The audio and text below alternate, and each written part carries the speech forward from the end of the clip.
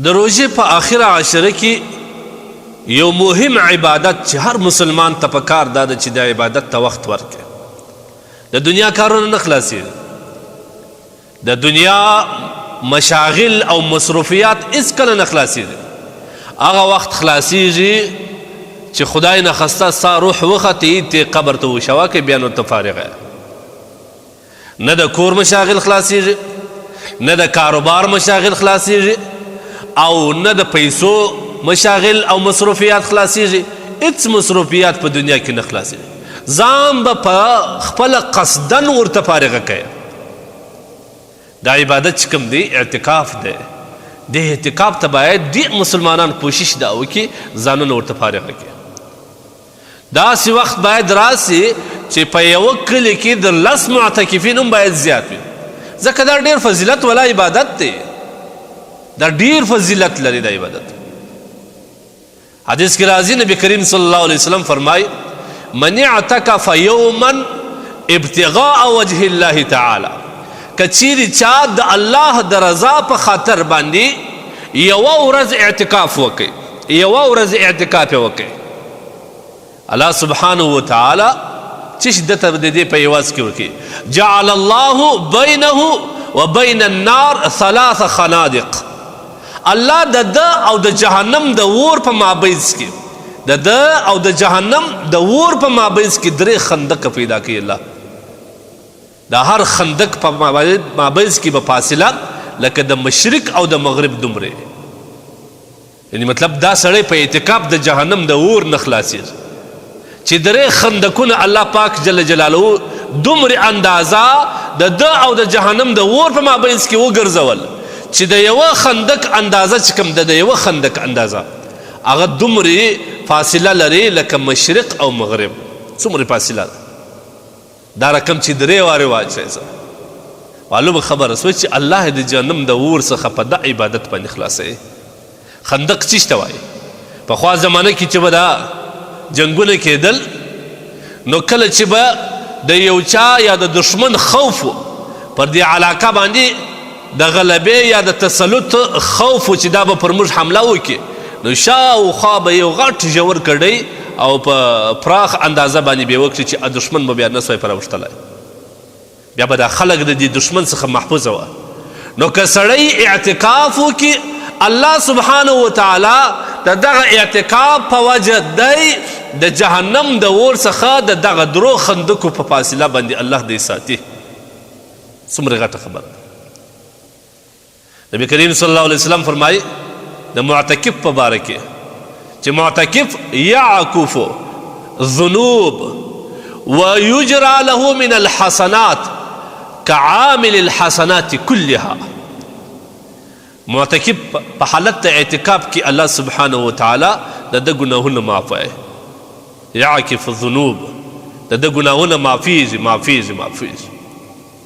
او بل دا چې د اعتکاف څخه د باندې پر بیبان خلک کم نیک کارونه کوي، د مریض پوښتنې ته ورځي، وسیله او قرابت کوي، بل نیک کارونه کوي. هغه کارونه الله سبحانه وتعالی د ده په عمل کې اجرا کوي او ثواب یې لیکي لکه دی چې په خپله د عملونه کوي. سبحان الله. یعنی معتکف که د اعتکاف په سبب باندې د باندې نسي وتلی، هغه عمل نسی کولی نیک عمل چې نور خلک یې د باندې کوي، ځکه دی چې کوم دی په اعتکاف کې دی، دی محبوس دی. نو الله سبحانه وتعالی د هغه خلک چې پر بیبان کم نیک عملونه کوي الله سبحانه وتعالی هغه خلکو چې کم اعمال دي د هغه اعمالو په اندازه د ده په نیکي یا په عملنامه کې هم هغه حساب لیکل کېږي. څومره بهترین عبادت دی. یو روایت کې راځي قسم دا روایت موضوع دی، موضوع لنا البته سند ضعیف دی. نبی علیه الصلاة والسلام فرمایي چې که چیرې چا په روژې په میاشت کې اعتکاف وکړي الله سبحانه وتعالی د 2 حج او د 2 عمرو ثواب الله سبحانه وتعالی ورکوي.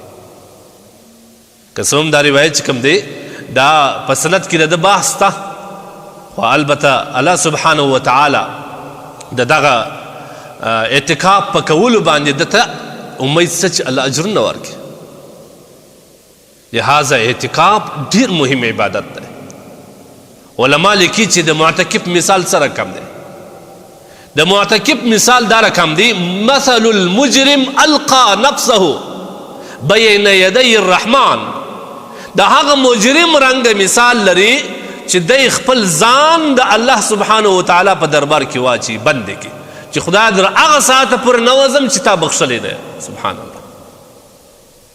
یو معتکف یو کس چې د کور بستر راخلي د لس ورځو دپاره د الله سبحانه وتعالی جوار کې ځان اچي الله ته سبحانه وتعالی ته ځان نږدې کوي د الله دربار ته راځي د الله کور ته راځي د ده مقصد بل څه دی؟ مقصد یې دا دی چې ای الله زه راځم د دې دپاره ستا قرب حاصلوم ستا دربار ته راځم ای الله دپاره د دې راځم چې زه مجرم یم او ته مې رحمان او رحیم رب یې زه ستا دربار کې ځان اچوم دلې ځان بندوم نظم د دې ځای څخه چې تا بخښلی نو الله پاک جل جلاله به نه بخښي. هغه حدیث مې بل ورځ نه درته نبي علیه الصلاه والسلام فرمایي حدیث قدسي دی چې الله وایي یو لویشت را نږدې سه یو ګز د نږدې کېږي نو چې ته د کور څخه راسې د الله په کور کې بستره کښېږدې او ځان بند کې نو الله به تا نه بخښي امکان نه لري چې نه دې وبخښي. لهذا په روژه کې اعتکاف دا ډېر زیات فضیلت لري. یو څو فضیلت یې دا دي یو فضیلت یې دا دی چې د شیطان څخه انسان محفوظه کېږي د شیطان د شر څخه د هغه د خطایستو څخه انسان په دې مسجد کې او په دې اعتکاف کې د هغه شیطان څخه دی محفوظه کېږي. او دوم دا چې معتکف چې کله اعتکاف لپاره مسجد ته رالي دغه معتکف د الله په حفاظت کې دی او د الله په ضمانت کې دی. سبحان الله. الله د حفاظت کوي. دریم پیدا دا ده چې دغه معتکف چې کله مسجد ته رالي د فرشتو په صحبت کې سو د هغه په ملګرتیا کې سو د هغه په همنشیني کې سو څومره فضیلت لري. او څلورم دا چې معتکف چې کله الله ته ځان نږدې کړي په دغه عمل باندې چې دی مسجد ته رالی الله سبحانه وتعالی د ده سره مینه کوي زیاته مینه او محبت د ده سره کوي. قیامت په ورځ به الله سبحانه وتعالی اعلان وکړي زما همسایه راجلا کړي فرشتې به وایي یا الله ستا د همسایتوب وړ کسان کوم کسان دي؟ الله سبحانه وتعالی وایي زما د همسایتوب وړ کسان هغه دي چې مساجد یې آباد کړي وي. علما لیکي چې د مساجد په آبادونکي انسانانو کې معتکفین هم داخل دي. گویا دا هم د الله په جوار په همسایتوب کې راځي. او آخر فضیلت دا دی چې په دې مسجد کې انسان په خلوت کې سي دی خپل رب سره مخامخ سي بیا دی ورته ژاړي دی زارۍ ورته کوي دی الله سبحانه وتعالی ته خپل ځان مجرم ثابتي چې ای الله مجرم یم خطاکار یم ګناهګار یم ستا نافرماني مې کړې ده ستا د رسول نافرماني مې کړې ده د سنت خلاف اقدامونه مې کړي دي ګناه کبیرې مې کړي دي خو اوس ستا کور ته راغلی یم دا درد ته راغلی یم دا درد د ناامیدۍ نه دي الا ته ما وبخښه. اعتکاف د انسان د مغفرت ذریعه هم جوړېږي. نو پکار دا ده موږ اعتکاف وکړو لازما یې وکړو هرو مرو یې وکړو. اعتکاف ډېر زیات فضیلت لري.